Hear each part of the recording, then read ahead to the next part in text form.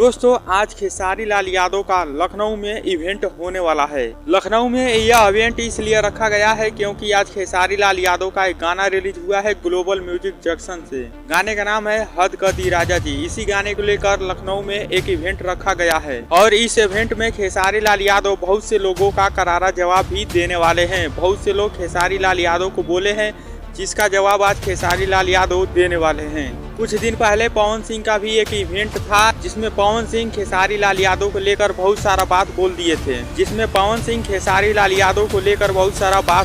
थे। बोल रहे थे दम है तो सामने आओ, फलानवा ने फलानवा को रेल दिया। तो दोस्तों आप लोगों को भी तो पता है कि खेसारी लाल यादव चुप नहीं रहते हैं, जवाब बहुत जल्दी ही दे देते हैं। आज का जो इवेंट होने वाला है इसमें खेसारी लाल यादव शांत रहने वाले नहीं है। जो लोग खेसारी लाल यादव को बोले हैं सबका जवाब आज इस इवेंट में देने वाले हैं। बहुत से ऐसे यूट्यूबर भी हैं जो खेसारी लाल यादव के साथ वीडियो बनाते थे लेकिन अभी उनके विपक्ष में वीडियो बनाना शुरू कर दिए हैं। उन सबों का भी जवाब आज इस इवेंट में मिलने वाला है। तो दोस्तों आप लोगों को क्या लगता है खेसारी लाल यादव आज जवाब देंगे कि नहीं? तो आप लोग इस कमेंट बॉक्स में जरूर बताएं।